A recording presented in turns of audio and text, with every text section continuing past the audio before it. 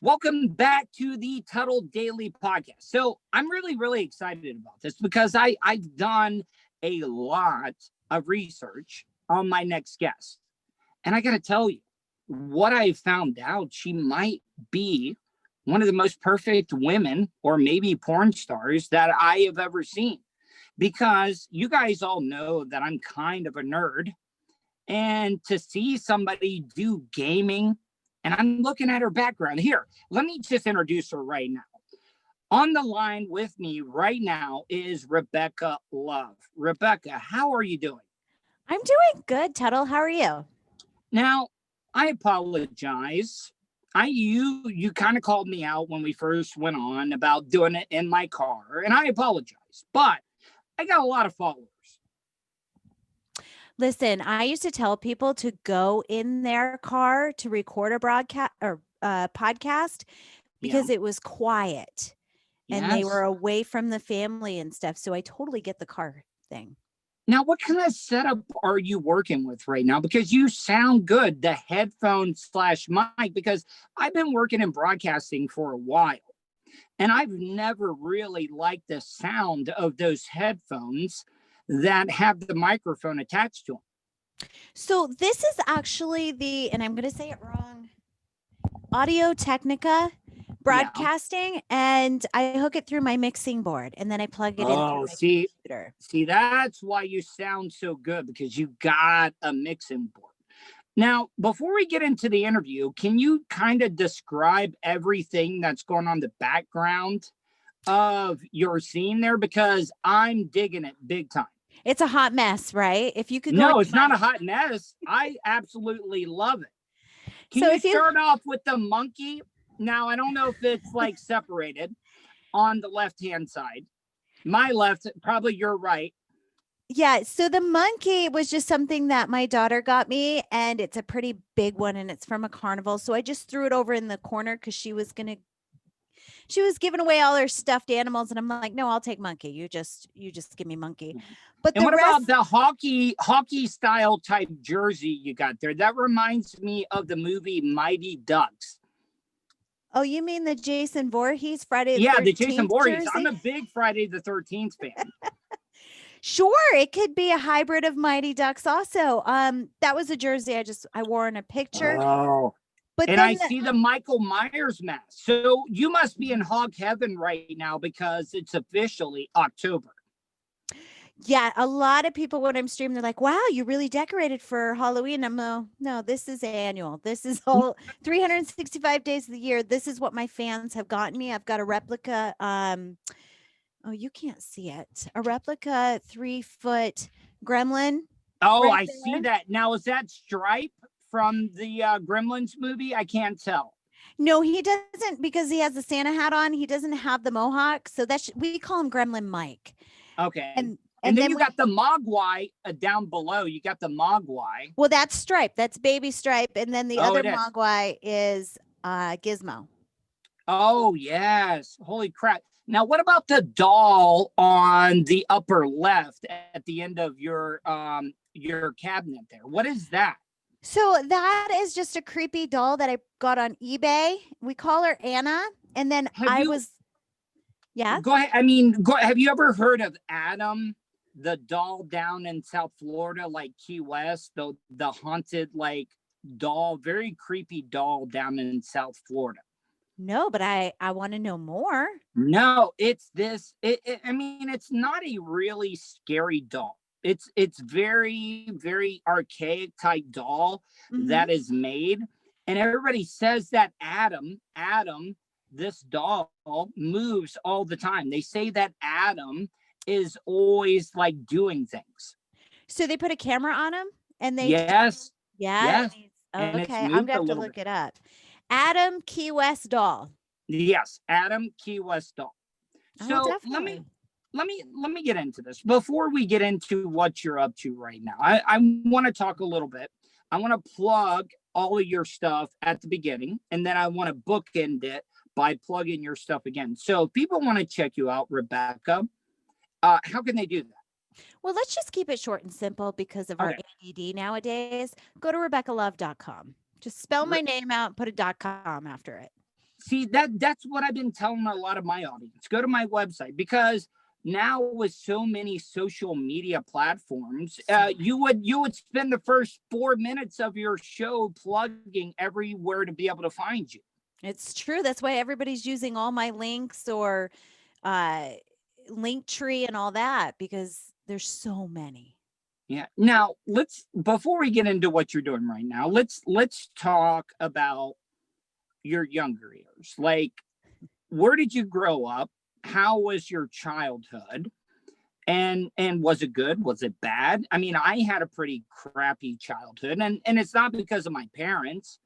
I'm a victim of childhood trauma. I don't go into detail about it, but it's kind of affected me. And I'm not making excuses of the actions that I've made right now in my life. How was your childhood?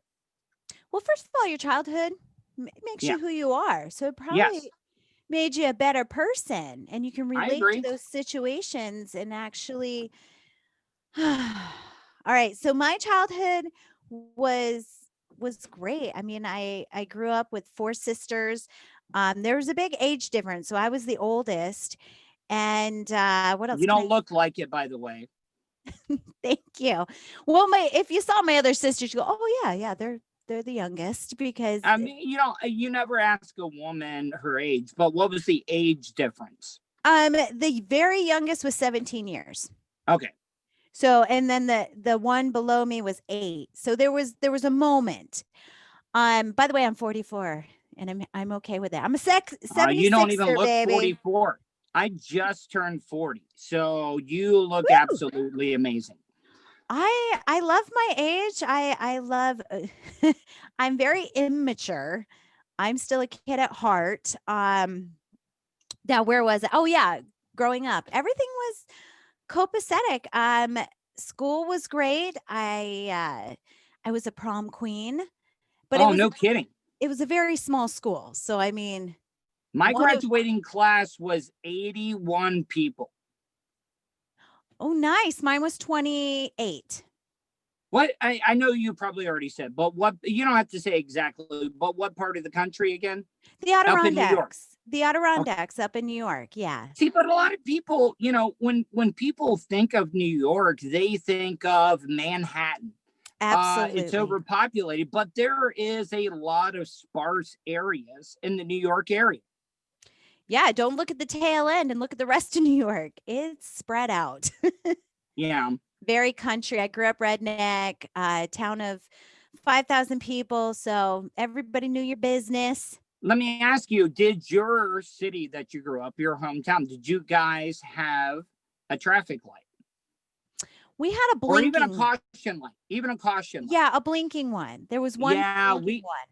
we never had that in my hometown of De Leon Springs, Florida. Yeah. So we didn't even have that. Only thing we had was stop signs. I'm not trying to We out had small those. town you. No, but you can get the comparison because not every Yeah. town had a traffic light, but my town did. It was blinking. So all right.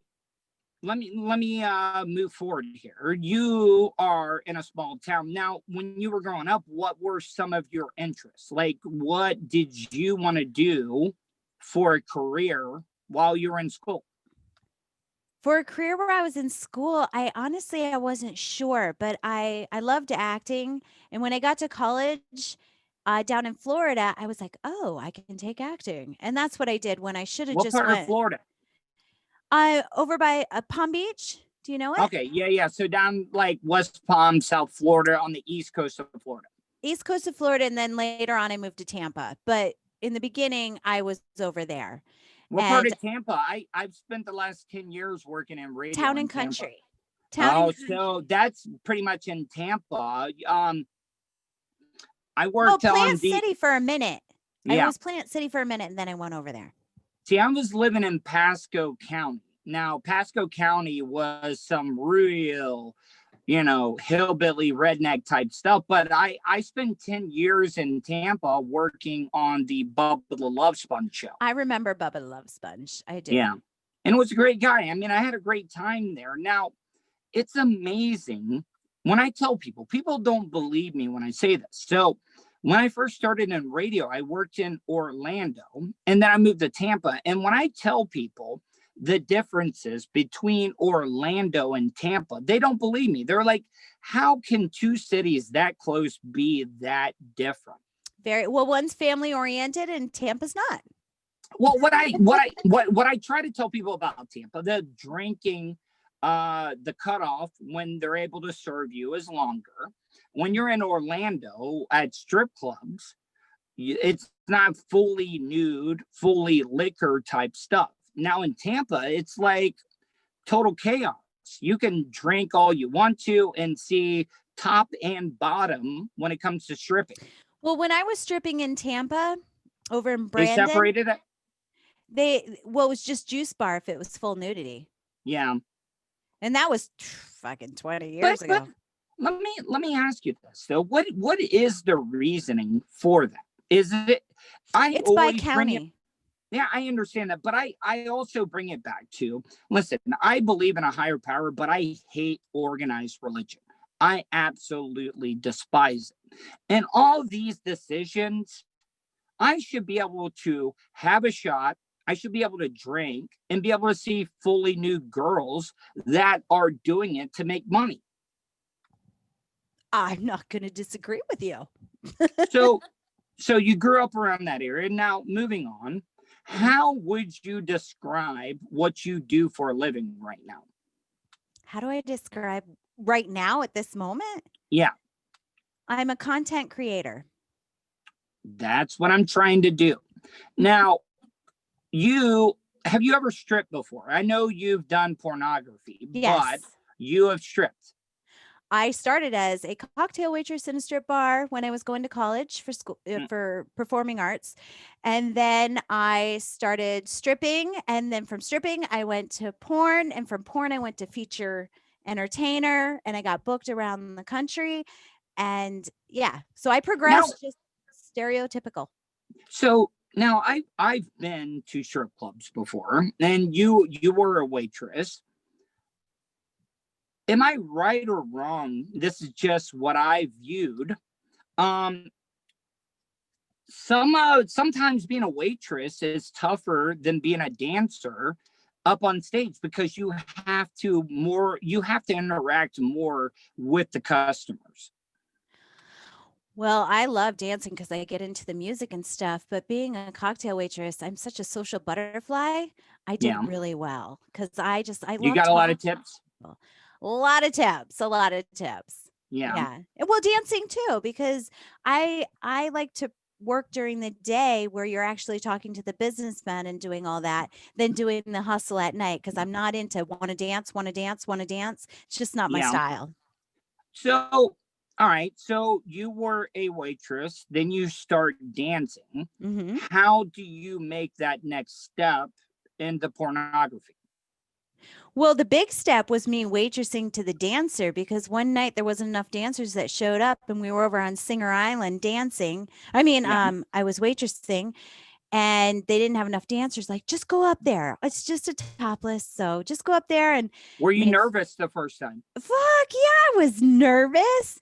In fact, the DJ had to count. He's like, okay, count of 3, just whip down your top. And there were so many people in there and I was the only waitress. So I served everybody. And when I got up on that stage, you could just hear the chant and he didn't even make it to 3. I whipped down my top, my eyes are closed. And you want to talk about make it rain. It was like the stage was covered and they had to get a broom. How old were you when you did that? 19. I think it was 19. Ooh, I bet you had to be a big hit. So let me ask you, when I've watched a lot of pornography. When your first time on film, was it a solo? Was it guy, girl? Like, describe the first time, your first experience when being filmed. So it was for Vivid Video, and how do you start with Vivid first? Well, I went for an interview for Hustler and Playboy. I wrote them and I set up an interview and I went out there and I got in with Hustler And then Was an this during Larry Flint? Did you ever get to meet Larry Flint? yeah, yeah. Because I was in performing arts, so they would tell us how to package our stuff and mail it. So he called me into the office and he So interviewed you me. met him. I So met him. what type of guy was he? Because I've He was seen a a lot of guy. these. He's Well, a I fucking guy. understand that, but like in that movie, The People versus Larry Yeah. Flint, they made him. Listen, I've worked in radio all my life, and I support everything Larry Flint did because he was fighting for the First Amendment. In my opinion, he was. So I think he did a lot of good, but a lot of people like to make him look like a pervert. He just has no filter and he's honest with what he wants. Yeah. Let's change that around and make that a vagina instead of a penis. And it's Larissa Flint, whatever. Make up the goddamn name. And she's bossy and she's taken, she's taken charge. Would we fault So her? no, I don't. I don't at all. So So let's get the current time, and then I want to talk about what you're doing now. So what was the last movie or scene you shot? Have you had to deal with shooting during COVID with the pandemic going on right now? So the last movie I shot was it's on Amazon Prime right now called Girls, Guns and Blood. And Stormy Wait, Daniels. Amazon shows porn? No. I stopped doing porn in 2006 and I only Okay, all did right. I'm sorry. I only did the prime time, like HBO, Cinemax, and Yeah. Showtime for these directors that were selling or leasing the rights to those companies later on. So I Oh, started doing that, and then Stormy Daniels, a month before it broke out, she was supposed to shoot this movie, and she couldn't do the movie, and she canceled. Well, I don't want to say canceled. I just took her spot. yeah. So I got flown in and I shot for Girls, Guns and Blood, which is on Amazon Prime, and that's the last real movie I did. Oh, And wow. yeah, I shoot all my own content and I work on all my other stuff, so I work a lot at home. Oh, that is absolutely amazing. So let me ask you this, okay? Have you talked to any of the actors that you have worked with? Have they had to deal with what's going on with the COVID stuff? Oh yeah, they had I think it's still shut down with the major studios and stuff. Or if they're doing it, I think they have to get tested every few days, and that's just COVID. Because every 2 Yeah. weeks they got to get tested for the STDs and stuff. In some movies, you got to get tested within a few days to even make the cut for the movie. Mhm. So Well, that's one more well, thing to add to the list is COVID.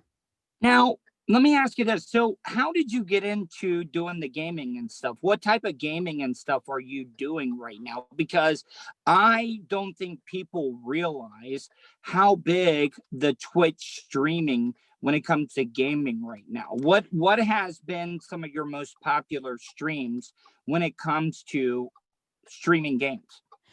So a few years ago, I started on Twitch and it taught me a lot and the software OBS and all the equipment and stuff because gaming Mhm. is definitely expensive. And a friend talked me into it. And I'm like, well, if I'm going to do this, and I don't think it's going to, because my fans don't want to see me with my clothes on, I'm going to game something that I really enjoy, and that's horror. That's why I have a lot of horror stuff behind me. So I game horror and I do a podcast of horror. And I built that around it. And then when OnlyFans started using OBS, I'm like, fuck, I can do that over there. So Twitch taught me a lot on how to stream over on OnlyFans. So now I have Mhm. all the bells and whistles. And Alana Evans also games. So we're going to be battling it out on Saturday. I love gaming, but I usually game horror, like Friday the 13th, Dead by Daylight, Alien Isolation, but a lot of multiple player games because I play with my fans. Oh, so your fans can actually play with you if they want to. Absolutely. I also play virtual sex games with them. Oh, now go into detail. What do you mean by sexual games like that? I go into this one game. It's 2D. There's some 3D games out there, but it's 2D, and it's called MNF, male and female club.com. So MNFclub.com. And then I go in as Miss Rebecca Love, and then my fans can find me, and then we can go into a cartoon scenario. My avatar can fuck their avatar, and Really? and we can chat in the chat room. How realistic is your avatar? Well, it looks like me. My avatar looks like me, but you got to remember it's 2D and it's very cartoonish. But there are 3D ones out there. Oh man. They're better ones. So, what is the future for Rebecca Love? Like, what do you want to do in the future? Okay, well, if I had some more time on my plate between gaming and OnlyFans and horror. Are you I don't mean to interrupt. Like, can OnlyFans be that profitable? What? Yes. Oh my God, it's my leading profit thing. Wow. Like, now, does that get taxed? I mean, you don't have to tell me. Yeah, you tax everything. That's why you open up an LLC. I figured that. I figured that. Anytime there's a paper trail, unless you're getting Benjamins in your hand and they're green and made of linen, no, you got. Now, when you're gaming, like on Twitch, are those bits taxable? Yeah, anything that's paper trailed, so your income at the end of the year, you definitely have to. But a lot of times you can write that off if you have an LLC. Games are write off, all that stuff. I don't make that much money on Twitch, but it's it's more for marketing. People find me there and all that, but when they find that I game over on OnlyFans and I'm flashing my titties for real, all is good. Yeah.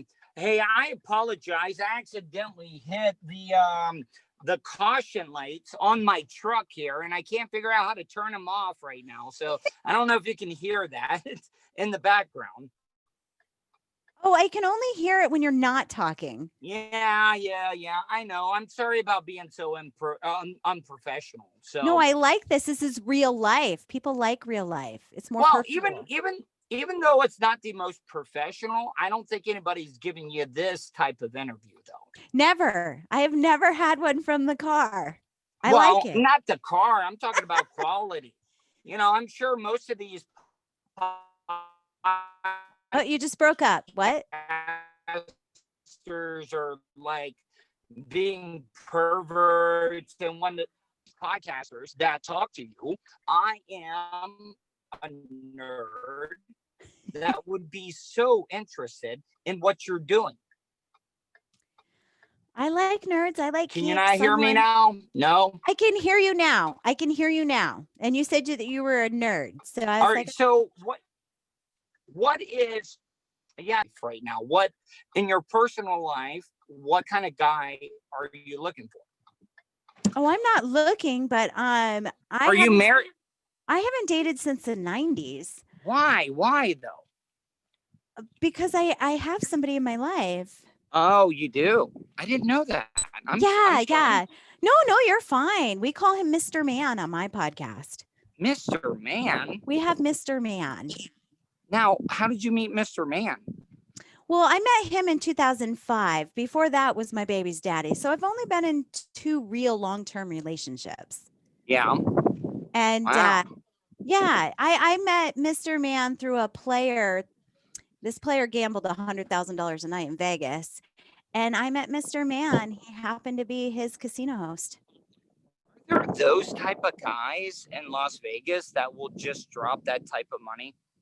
Well, I mean, it's all equivalent to their income, right? So yeah, this guy. Yeah, I'm glad you said that, because everybody wants to talk about like Charles Barkley and Michael Jordan losing the money gambling, but those guys are millionaires. It's all relative.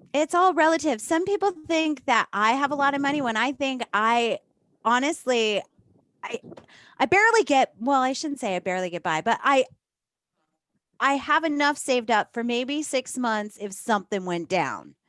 You know what I'm saying? Yeah. No, I get that. So, Rebecca, I can talk to you forever, but I want to save more for the next Okay. time. Tell everybody how they can check you out on your social media.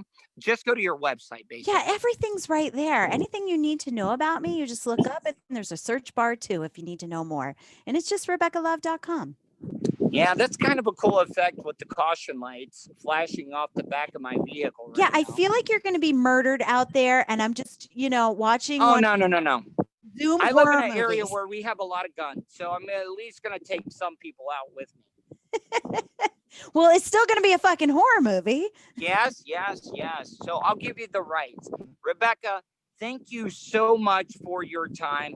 I absolutely love your image. I love your decoration in the background.